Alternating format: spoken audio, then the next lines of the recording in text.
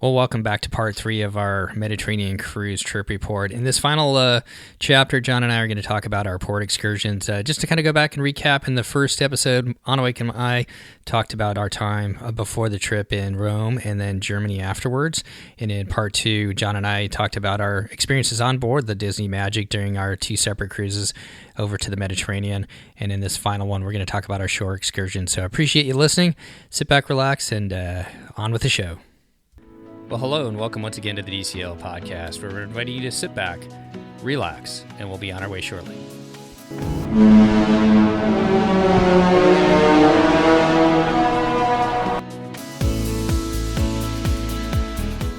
Well, cool. So I think we've talked about everything on the ship. Should we move into the ports? Yeah, sure. Let's do it. All right. So you guys started off with a sea day. We talked about that.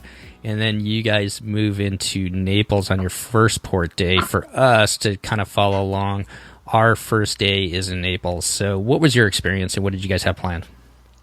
Okay, so we woke up to a beautiful morning, clear blue skies in Naples in southern Italy.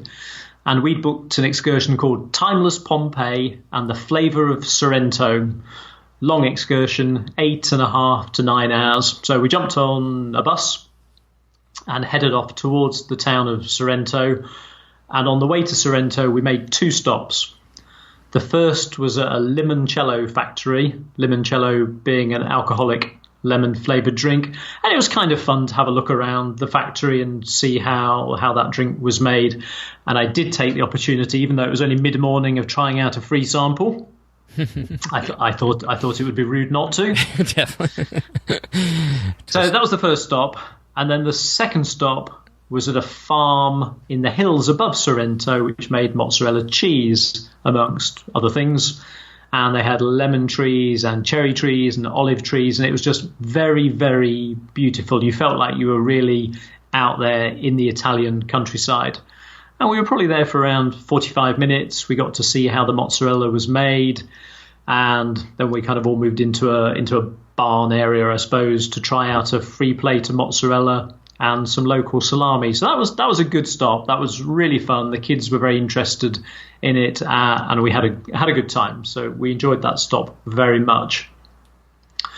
And then we just dropped down 10 minutes, I guess, after that into the town of Sorrento itself, which we arrived at around lunchtime.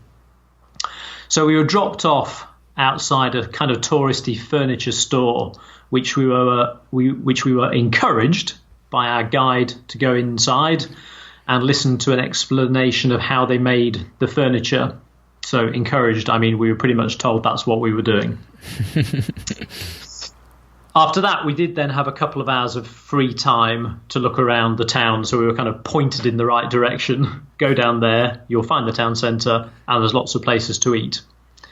So we wandered off, and I knew that was how it was going to be. So I had a quick look on TripAdvisor prior to the vacation for what were the good places to eat.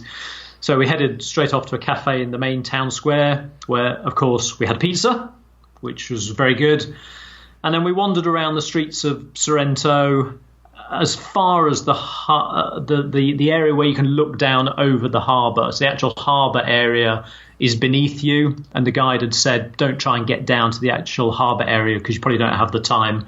So we went and had a look out over it, which was fine. To be honest, I wasn't blown away by Sorrento. It had kind of lots of little narrow streets with touristy type shops, I suppose. And I have to say that nearly all of our group were back at the meeting point at least 10 to 15 minutes before the agreed time.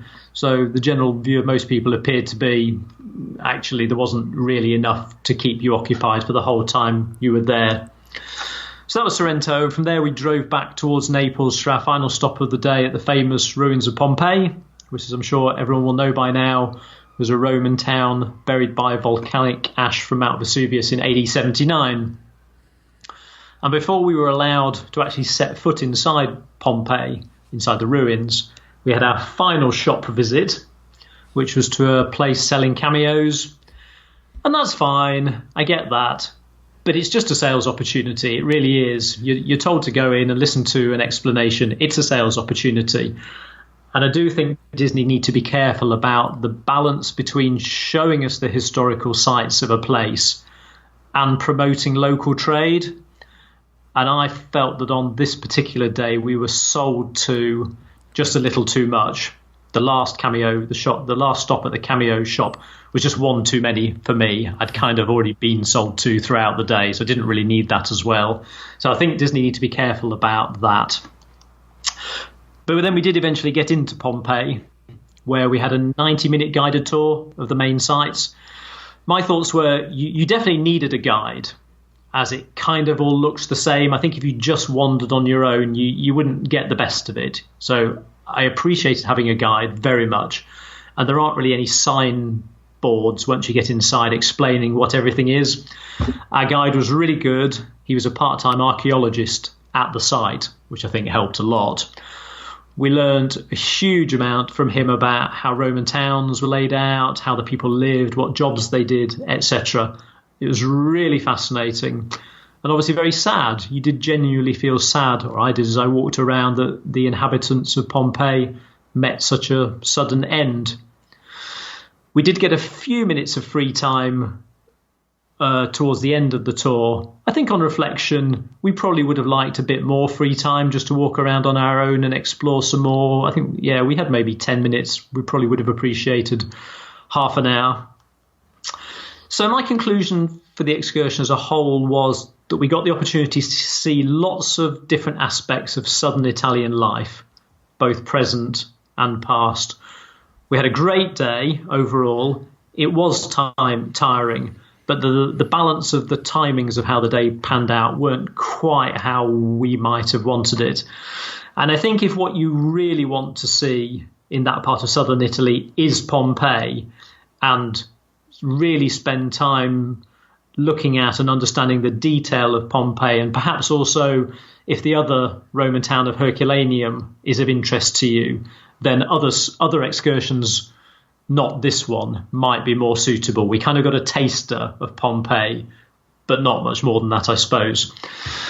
So that's quite a long ramble from me. I think you guys did exactly the same tour, didn't you? So what did you think? Hey, we did do the same tour. We didn't get to stop at the Limoncello factory, so we missed out on that opportunity in the morning. How disappointing. I know. But, I kind of geeked out a little bit. We got to go by Fincantieri, which was where the magic was built. So I saw it. Yeah, I thought that was kind of neat. You go by the shipyard on your way out to Sorrento. So we didn't do the limoncello factory. We went straight to the farm. That was amazing. The food was incredible. That's the best mozzarella I've ever had in my life. So that was a really good experience there. It was nice to see the countryside a little bit. I guess I kind of agree with you. It seems like no matter where you go, when we were in Turkey on Norwegian, we did a tour out to Ephesus, and we had to stop by the carpet factory, of course, on the way out there too. I think it's the local tour guides that do this. It's part of. But I think that what you can do, and for all our listeners, is if there's something like that kind of bothers you, and you could definitely go back to the Port Adventures desk and give them feedback on that, because they want to hear that. They want to know what people think about the different tour operators that they have, and whether it's positive or negative. So that might be something that next time you can give them some feedback that way on it. But sure, absolutely. So so Sorrento, kind of the same thing. We wandered around a little bit. We didn't do our due diligence like you did to find something to eat, but we'd had so much pizza and pasta in Rome beforehand that we were happy just to, I think we just found a little cafe and had something to drink, and that was about it. The kids got some gelato, went down and looked out over the harbor as well. Sorrento, I wouldn't probably necessarily, head back there personally, but it was a nice little town. And then Pompeii, I think you're right on with that. You definitely need a guide. Our guide was a archaeologist as well, gave us a lot of information. Otherwise, if you don't have a guide with you or something to guide you through it, it's huge, and you just get lost wandering around in it. But it was amazing to see. They took us into one of the houses where some of the artwork was still... you could still see some of the artwork that had been on the floors and the walls, and it was just amazing. So to think about what that place looked like before the volcano erupted, I just couldn't even imagine it. It must have been just a beautiful city. Yeah, exactly. So I would like to go back to Naples. I've been a couple of times before, but I would like to go back. I'd like to go to Herculaneum, which the guides all say is smaller than Pompeii, but better preserved. So I'd really like to go and see that one day and kind of compare that to Pompeii, I think. Definitely. Well, from there, you guys go on to Rome the next day. Another big, long excursion for you guys. Talk about that a little bit, John. Yep, straight from one full day excursion into another. So, as I guess we've kind of alluded to, the Disney Magic docks in the town of Civitavecchia, which is about a 90-minute drive away from Rome. So we arrived into Rome mid-morning, and our tour was called Highlights of Rome. And our first stop was at the Colosseum. And I should point out, I guess, that this excursion was very much one where, although we did have a guide with us, who gave us lots of information whilst we were on the bus, we were left on our own to explore for large parts of the day. So we had 60 minutes of free time at the Colosseum, and we weren't able to go inside, which we knew in advance would be the case, so that was fine. But in reality, 60 minutes just to walk around the outside of the Colosseum was too long, and we spent most of that time being pestered by many street vendors trying to sell us everything from water to trinkets to tickets to go inside. So it was brilliant to see the Colosseum. It was an amazing building, even from the outside. But 60 minutes just to see the outside was a bit too long. And again, most of the group were back waiting well in advance of the 60 minutes having elapsed. So then we jumped back on the bus, drove, I guess, around 20 minutes up to the northern part of Rome, where we were dropped off again and given a map and some instructions on how to walk to the Spanish Steps, the Trevi Fountain, the Pantheon, and the Piazza Navona. Plus, this was also our lunch stop. And I'm sure it would have been possible to do all of those things in the 2 hours we had, but not for us. Absolutely not for us. Too much, too difficult. So we headed straight for the Spanish Steps, which I have to say were some steps. They weren't the most fascinating thing I've ever seen in my life. If you go ahead, go on. I guess I need to do maybe some reading about it, but my wife was intrigued and loves the Spanish Steps. But I'm kind of with you. It's some steps in a square or a piazza. Yeah. So I didn't think they were particularly awesome. Yeah. So anyway, we then stopped in at, surprise, surprise, a pizza restaurant. Perfect. Where we had a beautiful lunch, a really, really nice lunch. And then we wandered on for another 5-10 minutes down to the Trevi Fountain, which was fantastic. Not at all what I'd imagined. I'd kind of imagined a little fountain in the middle of a square, but it isn't that at all. We thought it was great, really impressive, an absolute must-see if you're going to Rome. And then after we'd done that, it was difficult to tell from there how long it was going to take, for example, to try to get to the Pantheon as well. So the logistics of it just got a bit too complicated. So we figured we'd be smarter just to head back to the meeting point rather than wander off somewhere else, lose track of time, get a bit lost, and then be late and panicking. So we headed back to the meeting point, having just done Spanish Steps, Trevi Fountain, and lunch. And I guess we probably arrived 15 minutes before the time we were told to get back. And most of the group, again, were already hanging around. So for me, the conclusion was that dumping a group of people for 2 hours with somewhat vague instructions didn't really quite work out for most people in terms of maximising what it might have been possible to see. So not quite a winner, I think, overall. Then we jumped back onto the bus and off to the Vatican City for our final stop. And I'm coming across as a bit critical here, I know, but I suppose it's our job to tell it as it is, isn't it? As we see it, I suppose. Definitely. And I feel very much that Disney on this part of the excursion misled us with what we were to expect. The description for this part of the excursion on the website says, travel to St. Peter's Square in the Vatican City for some 60 minutes on your own to explore the grounds. Okay? I took that to mean the grounds of the Vatican City rather than just the square. The website also says guests wishing to enter St. Peter's Basilica must keep shoulders and knees covered. I took that, I think not unreasonably, to mean that we would be able to go inside the Basilica. The reality was this. We were dropped off at the car park at the side of St. Peter's Square, walked up by our guide to the meeting point, and told we had 60 minutes to explore the square. It was made very clear that we shouldn't try to enter the basilica, as time wouldn't allow for that. Well, to explore the square takes maybe 10 minutes. It's a square. You walk around it. It takes 10 minutes. So we did that. And then there wasn't really anything else to do other than go and find an ice cream, which is what we did.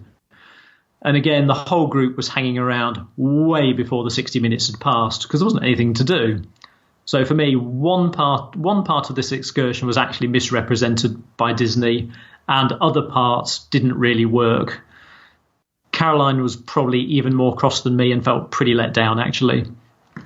So I guess I've come across as pretty negative. So to provide some balance, I should point out that for Sam, our 12-year-old, the day in Rome was the highlight of the whole cruise. He thought Rome was awesome. So for him, the excursion worked absolutely perfectly. I would say the reality is you can't do Rome justice in one day. Of course you can't. And I know you're going to talk about your 2 or 3 days in Rome in a separate episode. We saw some brief highlights and not quite as we would have hoped. So one day we'll have to go back and give it a second go. So I got a couple thoughts. I think maybe that middle part, they would have been better served because we did that walk between the Pantheon and the Spanish Steps, and it's kind of confusing if you don't have a good map. They would have been better served if they would have had a guide walk you through that. You could have walked through that, seen all three of those things in an hour, and still had 60 minutes to grab some food.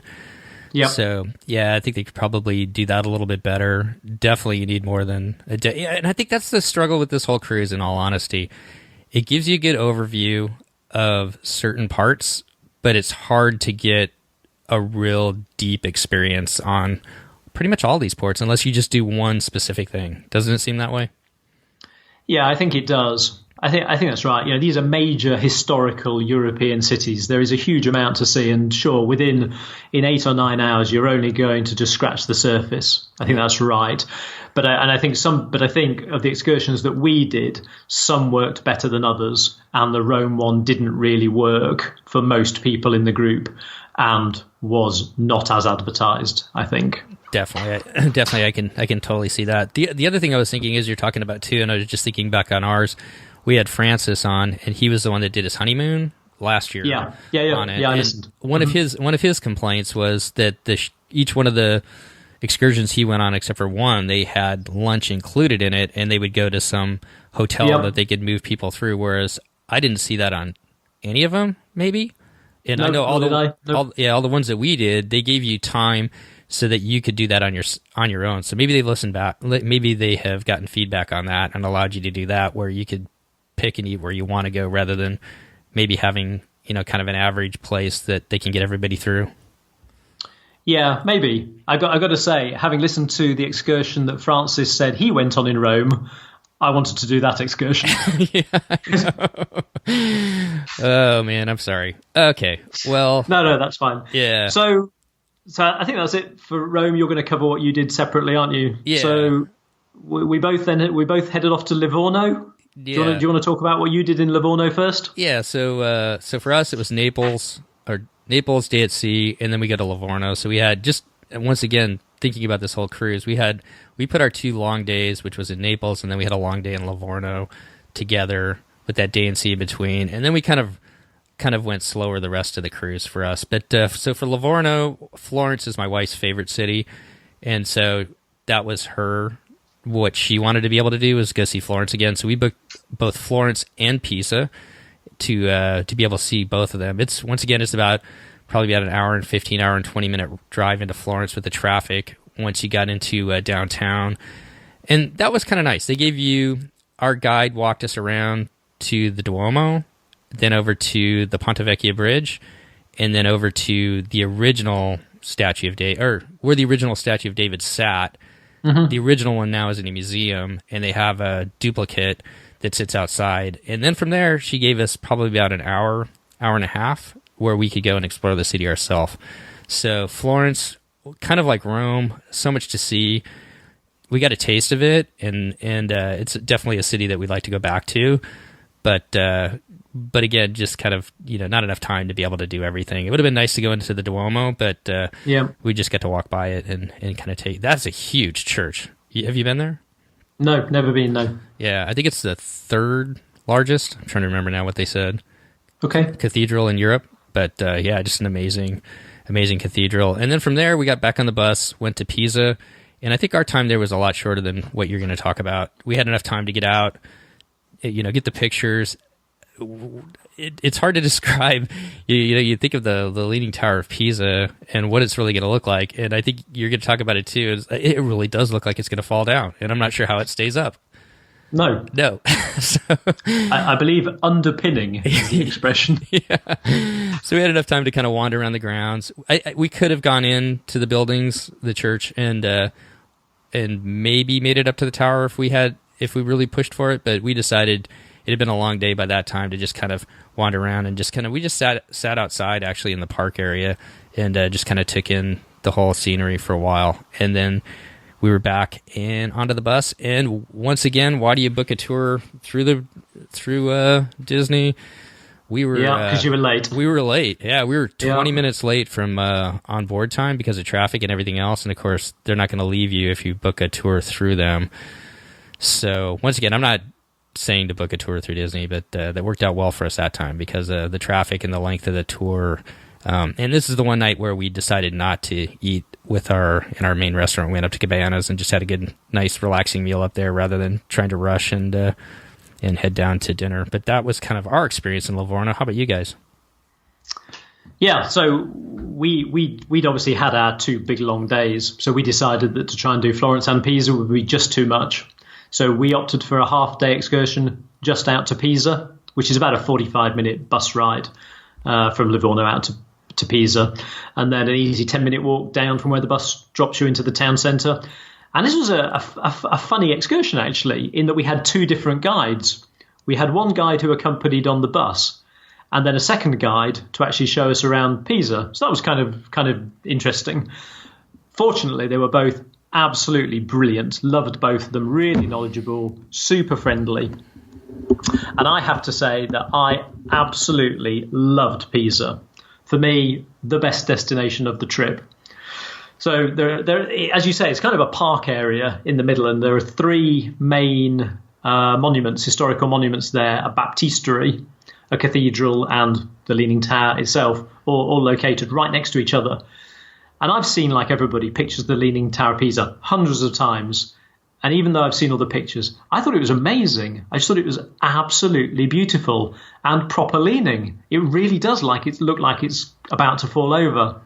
And because we had such a great guide, the information she imparted was just fantastic. We learned so much about all of those buildings. And she kind of did the main tour, took us around those buildings. And at the end, she asked whether any of the group wanted to see a bit more of the town, head off down some of the back streets. And there was only the 4 of us and a couple. The husband was actually a university lecturer from Indianapolis who said they wanted to see a bit more. So she took us just on a little walk, 10, 15 minutes over to Pisa University, to have a look at the university buildings and just have a look around kind of, the back streets bit of Pisa. And I thought it was a beautiful town. It was really calm. It felt very sophisticated. I thought it was great. I loved Pisa. So I guess on that tour we were there for a couple of hours in total. We had time to sit outside a cafe for a few minutes and have a coffee, and I think we had an ice cream there. Then we headed back to the ship, and we were back in time for a late lunch. So Pisa, loved it. I didn't realize there was that much of a town behind it, I guess. I didn't really look into it. But that would have been amazing to be able to go back and see some of those streets and the sites that you saw. The university has a very exclusive part where it takes some of the top academic students in the whole of Italy. So many of the senior politicians and senior businessmen and diplomats all went to that exclusive part of Pisa University. Okay, well, good to know. I didn't realize that. That's pretty cool. I thought it was really interesting. Yeah. Well, awesome. So from there, you guys have one last stop, and that is Cannes. I think it's Cannes. Do you know? Yeah. Silent S. Silent S. Okay, Cannes. I'm the worst with names. And with a crazy last name like I have, you think I'd at least be able to get all of something. But okay, so last stop for you guys is Cannes. What did you guys do there? And I think this is where you guys are going to go meet some dogs, maybe, or have some dogs meet you. Something like that, yes. You've got to listen to the pre-show to get that joke, I think. So we did book an excursion for that day as well, and we booked something called Cannes, Grasse, and St. Paul. It wasn't quite a full day; it was about 7 to 7.5 hours. But more on that later. How long it was. So, as we said in the pre-show, I think Cannes is a tender port for cruise ships. So we had to take a tender boat over from the Magic to the actual harbour of Cannes, which worked just fine because we were on a booked excursion. We didn't have to do the whole grab a ticket thing. We just went to our meeting point and they took us down. So that was good. That was kind of fun, actually, to be honest, just to go on a little boat. It's just something slightly different to do. And then onto a bus for a 30-minute drive up to the town of Grasse, which is the home of the French perfume industry. So stop one was to take a tour of a perfume factory, which was really interesting, actually, really very interesting. We got to play a game where we tried to guess which perfume flavour ingredients were which. And actually, James, our 9-year-old, was probably the best. He was really good at it, strangely. So we did okay, I think, overall on that. And then there was a chance to sample various of the perfumes at the end of the tour. Of course, they wanted us all to buy something.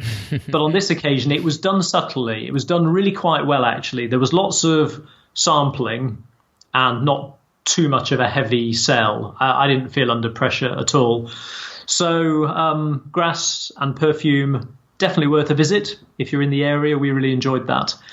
And then back onto the bus for another probably 40-minute drive, I think, over to the medieval hilltop town of Saint-Paul-de-Vence, which I'd never heard of before seeing it on the list of excursions for Disney. And it turned out to be a beautiful old town full of small shops selling paintings and sculptures and all kinds of arts and crafts. And I mean really good quality items. It's not set up as one of those sort of places that sells cheap, not very good quality stuff to tourists. It's proper originals, and there were lots of price tags on items well into the thousands of dollars. So we spent some time investigating all of that. I have to say we kept our wallets firmly in our pockets.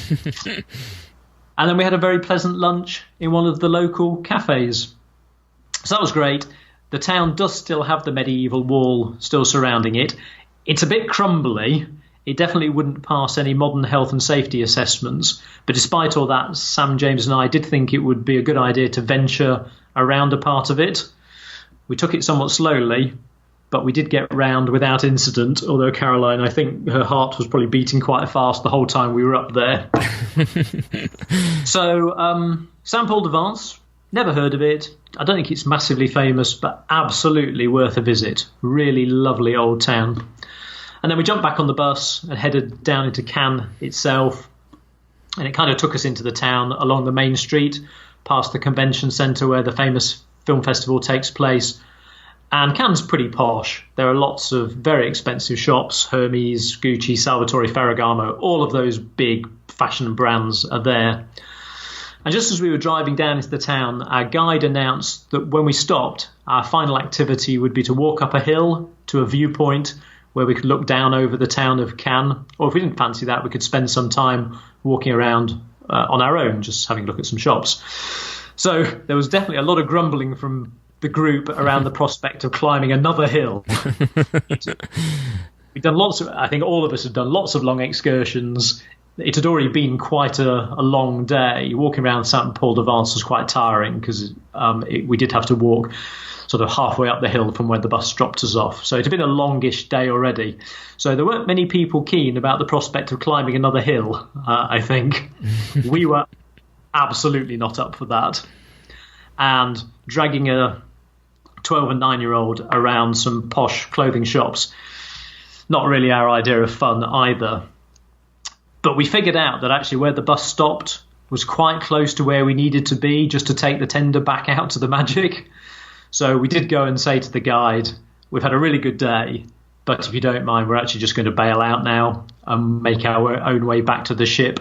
And I think that turned out to be quite a smart move for us. We were probably back on the ship 90 minutes before the rest of the group, and we just chilled out, had an ice cream, and enjoyed the extra downtime. And we did bump into a couple of guys from that excursion later on in the day. We told them what we'd done, and they went, "Oh, we wish we'd done that."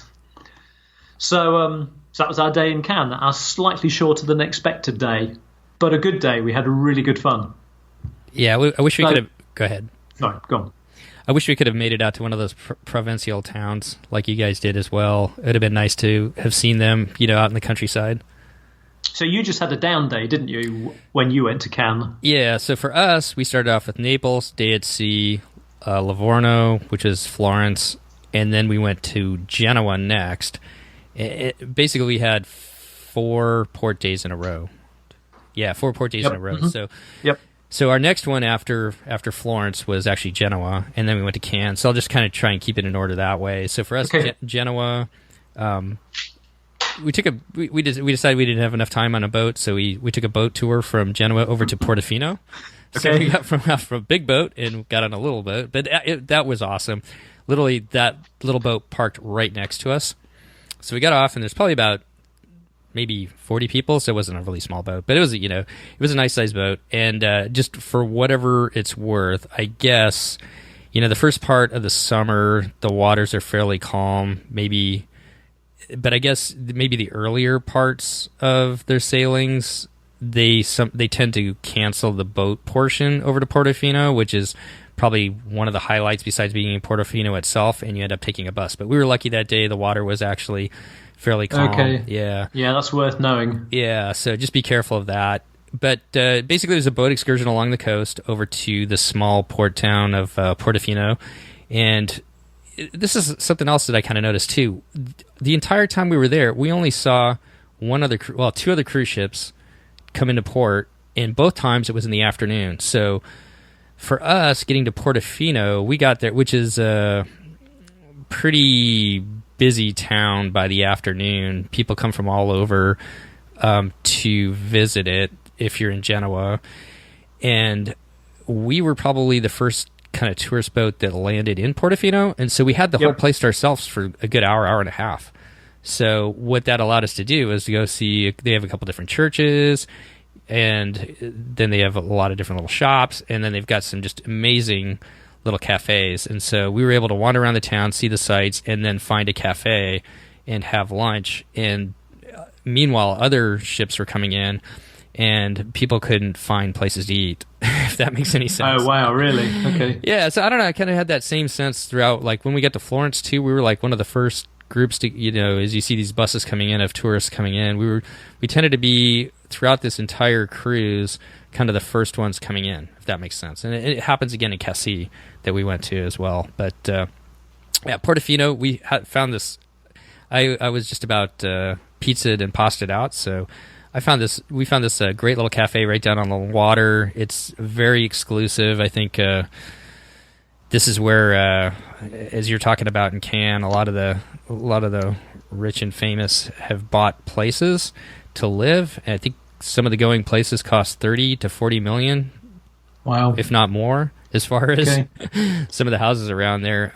So just some massive yachts and boats that you could look out on in a little harbor, but very quaint, very beautiful, and I had the best plate of mussels that I've ever had in my life. So I think that was my highlight of Portofino, was those mussels were just amazing. So fantastic. Yeah. So it was kind of an easy day. On the way back, they offered wine and focaccia bread that they had baked themselves. So it was kind of a nice, easy, relaxed day after having the 2 long port days in Florence and Naples.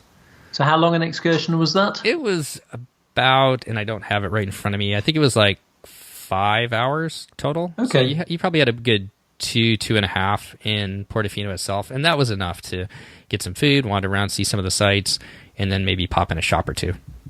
Yeah, okay. So you'd absolutely recommend that, though? Definitely. And so Genoa also, that's the port where you can go to Milan.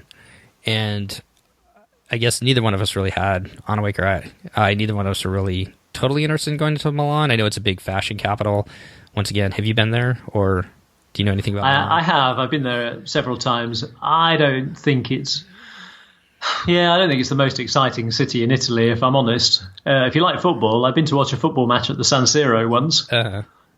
But other than that, I don't think it's super exciting. Yeah, so I think we decided to kind of just, do our stick along the coast and see the kind of the Italian countryside that way, or the Italian coastline there. And so I want to go back one other thing too. When we had dinner this time around in our early rotation, rather than putting two tables together, what they did was they put us next to a table of four, and they left a little bit of space, so it was close enough that you could talk if you wanted to, but you didn't feel like you had to if you were tired. And the reason why I'm even bringing this up now is the family that they sat us next to was kind of a similar family. They happen to actually be from Oregon as well, so I know they do that on purpose to try and find some kind of commonality, so you can talk. And we ran into them in Portofino, and what they had done was they'd gotten off the ship, had gone straight to the train station, and they'd taken a train over to another town, and then they hiked from that town over to Portofino. Wow. So definitely a lot of different options there, different ways to see it.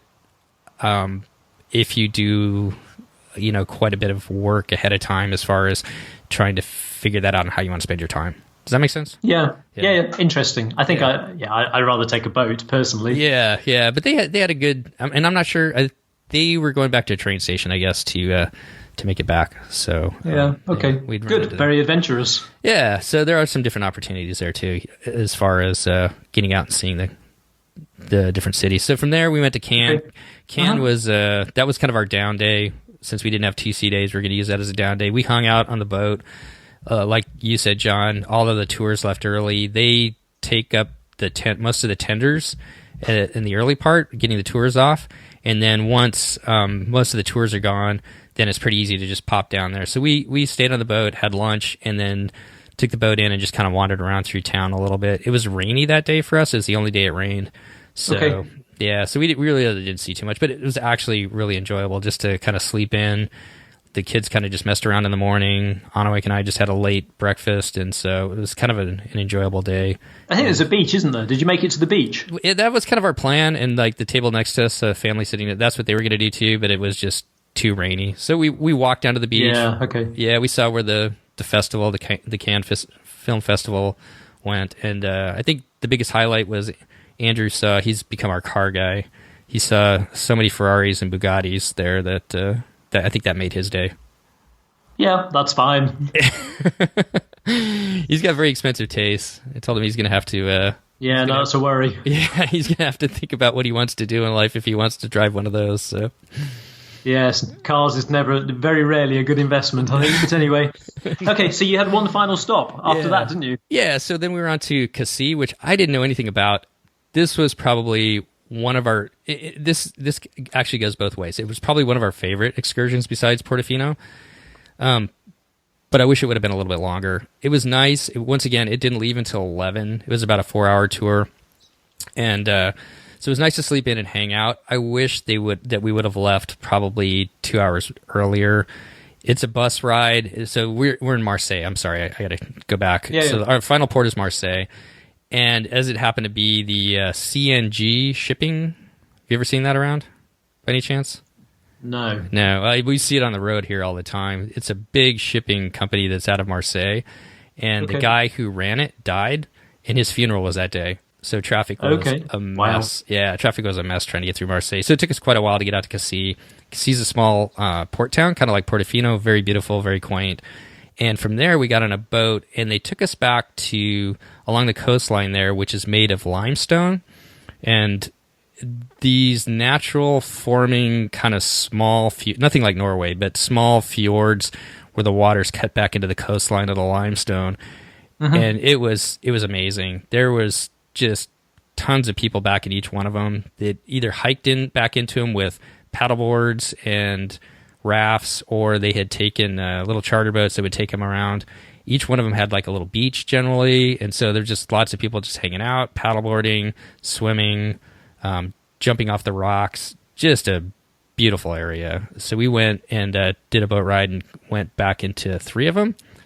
And it would be a place that I think if you ever, I think Marseille is a 90-minute train ride from Paris. If you could get down there, it would be a great place to spend a couple days along the coast there. Yeah, okay. So you had fun. Yeah, it was really beautiful. And for whatever it's worth, for our American friends, that's where they got the limestone for the base of the Statue of Liberty. It came out of Cassis. So there you go. Very good. A little history there. Yeah, so that was it for us. We had packed up the night before so that we could just spend a nice lazy day, went out to Cassis, came back, and then just spent a really good evening on the ship where we were lucky to see those dolphins. And that was it for us as we came back to Barcelona the next day. Great. Well, I guess that pretty much covers everything we did. So I'll throw a couple of thoughts out, if I may, then, I guess. Yeah, definitely. So we loved the cruise. And I guess I should say that very strongly because I've said some negative things. We loved the cruise, but it was definitely different to the first two that we did to Norway and then to the Baltic in that it was that much busier. So I suppose if there's a takeaway message, perhaps it's that if you want to see as much as possible of the destinations on a Disney cruise to the Mediterranean, that will involve long days. That's just kind of part of what you're going to have the right mindset to get through, I suppose. It will almost certainly be hot. Even when we went at the end of May, the temperature was up in the mid-80s, and it felt absolutely hotter than that in the cities. Our day in Rome, it felt particularly hot. And for our family, we definitely wouldn't have coped with the really oppressive heat of July and August. So I think people just need to be mindful of that, perhaps, and make sure that you do choose an itinerary which does give you the opportunity for some downtime. It allows you to pace yourself sensibly. Would you agree with that, Steve? Oh, definitely. Yeah, okay. So that's it. Then we had to get off, unfortunately. And how was it was very simple for us in Barcelona. We actually went down and had breakfast with our servers one more time. We really enjoyed them. And then we just kept our bags in our room and then went back up to the room, got ready, grabbed our bags, walked off, and we were in a taxi in about 15 minutes.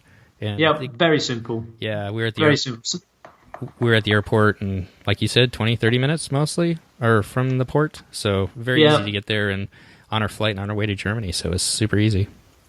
Brilliant. Yeah, I think we were pretty much the same. We headed off to Cabanas because we weren't in any sort of hurry on that last morning at all. We had a lunchtime flight.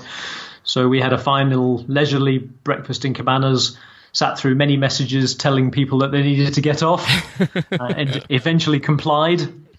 And we took a taxi too. I suppose there is one tip. We did look at the price. If we were to jump on the official Disney transfer bus out to the airport, how would that compare in price to just taking a cab? And actually the cab was way, way cheaper. So certainly if you're in a family of four, don't be fooled by thinking that an official Disney transfer is bound to be cheaper than a cab. Absolutely, absolutely not. So that was it. We had a bit of a delay on our flight coming back, but nothing too serious. Definitely. Well, I got a couple thoughts too, and I'm not sure wasn't sure how to put them into the show, and I'm not sure where to put them otherwise, but I wanted to throw a couple things out if you got just a couple more minutes, John, before we finish up. Sure. Mm-hmm. Did you notice that I thought this was really cool? In Italy, so when you walk around the ship, they have music being played pretty much everywhere you go. And it's different in the lobby areas or the guest areas or the main areas versus when you're on the floors with the rooms. And I did notice that when we were in Italy, they played Italian music. And when we were in France, it changed to French music. And if you listen to it, it's kind of like what they do in Alani, where in Alani they play like If You Wish Upon a Star in Hawaiian. And it's sung in Hawaiian. And it doesn't sound like it at first until you actually listen to it, but they kind of did the same things on the ships in on the like decks 6, 7, and 8, where they were playing Disney music in French and Italian. I thought that was kind of cool. That's very cool. You're so much more observant than I am. I was oblivious to all of that. And then I wanted to say, here's one other quick question. Now that you've been on the Magic 3 times, have you been able to meet some of the same crew members? Have you made a connection that way at all by any chance? Do you know what? I look every time, and there was one guy this time, an Italian guy, who I recognised from, I think, the previous year. So I did go up to him and say hi, and he I don't know whether he pretended he remembered us or not, but anyway, I said hi and that he'd been on a previous cruise. But in fact, you'll remember this, our stateroom host from our cruise to Norway in 2016, who was a lady from Thailand, I think, called Pa. Yes, I remember her. She was the stateroom host for the next set of cabins. Oh. Along from us. That's kind of cool. So we went and made friends with her again, of course. So we've seen one or two, but not. I know you've had lots of other people talking about, getting to know the same crew members on Caribbean cruises. Certainly on the Magic, I've only seen one or two in total who I recognised. Okay. Yeah, there's one guy that works the bar up on the top decks during the day, Louis, from totally drawn a blank, Venezuela. Anyways, yep. So we've gotten to know him a little bit, but the crew members make up such a huge part of your experience. And there was one kind of moment that we had that I thought was really special. And did you guys have Leslie as a cruise director? This time, no. Last year, yes. Baltic, yes. Okay. But not this time. Yeah. Okay, so there was a different crew. So they must have swapped out right after you guys got off. But Leslie was our cruise director. And, they're up there, they're talking, they are kind of keeping the energy going and everything like that. And the last night, once again, before we saw the dolphins, as they're walking back to the atrium, she was just kind of standing there by herself. And so we went over and just started talking to her. And we told her that we were heading over to Germany next. And then she let us know that she had family there, so she was asking us where we were going to go and all this kind of stuff. And I don't even know why my oldest son said this, but he said, yeah, my dad speaks a little bit of German. He goes, I tried to take Spanish, but the only word I learned how to speak was elefante, which means elephant in Spanish. It's kind of an inside joke with our family, but she turned that little talk to him, and she goes, well, can you count in Spanish? He's like, uno, dos, tres. And she asked him probably about, 4 or 5 different things where she was kind of quizzing him on Spanish, and he realized that he knew a lot more Spanish than he did. And she was like, it was just a super positive experience. Where that's really good. She was engaging with him and showing him how much he really knew.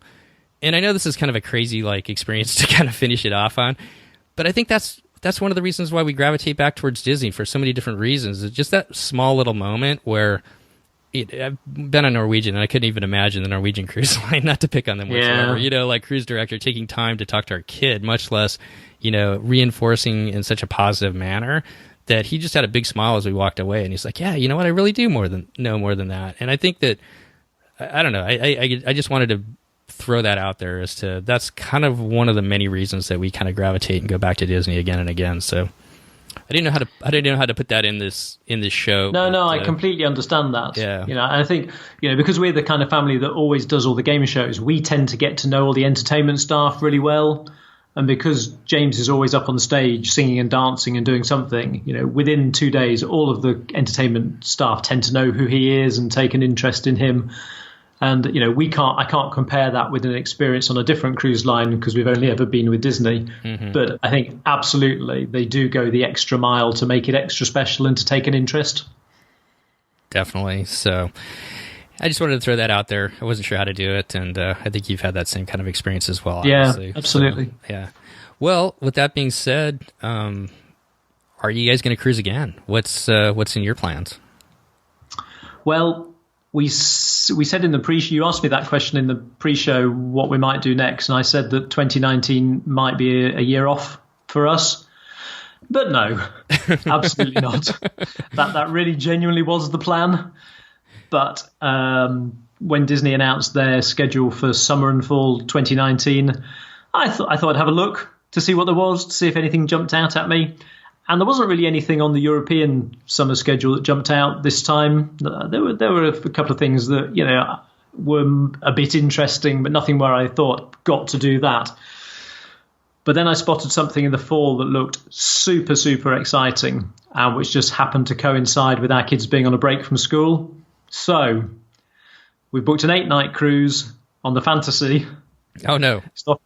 Stopping in Antigua, St. Kitts, San Juan, Puerto Rico, and of course Castaway Cay. So we're going to wrap a few nights at Walt Disney World around the cruise, both before and after. So we've gone from nothing to something actually quite major, and the whole family are beyond excited. It's 451 days from today until we get on to the Fantasy. So can't wait to try out one of the bigger ships. None of us have been to the Caribbean before, so yay, really. Well, I'm excited for you guys. I'm sorry it's so far away because I can't wait to hear what your guys' thoughts are on the bigger ship, and then also just your time in the Caribbean as well. So, and you guys finally get to go to Castaway Cay too, which is going to be pretty cool. Yeah, well, we're going right at the end of hurricane season, so we've just obviously got our fingers crossed that any hurricanes that there are will have passed smoothly without any major disruption to anybody, and will be gone by the end of October. Definitely, and should be cooling off a little bit for you too, so it's not quite so hot. So, yeah. So, well, thank you so much again, John, for coming on. It's always a pleasure to talk to you, especially being able to share kind of similar experiences through Europe this past year on the Magic, and I really appreciate you taking time out of your busy day to come on and talk and share your experiences. It's a pleasure, Steve, and I look forward to hearing the show about your time in Rome and the time you had in Germany afterwards as well. All right, well, all the best to you and your family as we close the show out, and we will be talking to you soon. Have a great day, John. Thanks, Steve. Bye. All right, bye. So just to wrap things up, this is a type of cruise that we will definitely do again. We absolutely love the Mediterranean. We love the countries of Italy and France. It's just some amazing countryside to see, some amazing ports to visit. And I feel like, and I'm sure a lot of you as you go on your trips as well, feel like you just kind of scratch the surface sometime. But we really enjoyed traveling with Disney Cruise Line this time, cutting through the Mediterranean and seeing all the sights we did. And we will definitely be back and book this cruise again sometime in the future. We are finding that these are the types of cruises that we really enjoy. Our kids really enjoy getting out and seeing the history of some of the different sites, but also having a little bit of fun while you're on board the Disney Magic while she's over there. It'd be fun to see the Fantasy or maybe the Dream, or even better, maybe one of the newer ships head over there to the Mediterranean someday. But for now, with the Magic, we love her, and we'll definitely be back sailing with her again in Europe sometime soon. So I really want to thank John once again for coming on and sharing his and his family's experiences. It's always a pleasure to talk to him, and he does such a great job talking about all of their different experiences and bringing out, really what they thought was good and good value and what they really enjoyed. And I know they really had a great time on their trip as well. So between now and our next show, if you would like to get a hold of me, you can always reach me on Facebook at the DCL Podcast, or you can reach me on Twitter as well at DCL Podcast. You can also reach Christy on Facebook at Pack Your Pixie Dust, and also on Twitter at PackYR Pixie Dust. If you've been enjoying this show, we would sure appreciate it if you would go over to iTunes and leave us a review, or if you know somebody who would enjoy listening to it as well, we'd love it if you'd pass it on to them as well. It helps us get the word out in the cruising community and the Disney community as well. So between now and our next show, if you're heading out on your next vacation, all of us here at the DCL Podcast would like to wish you fair winds and safe travels as you head out on your next adventure. Once again, thanks for coming back and taking a listen, and we'll see you next time on the DCL Podcast.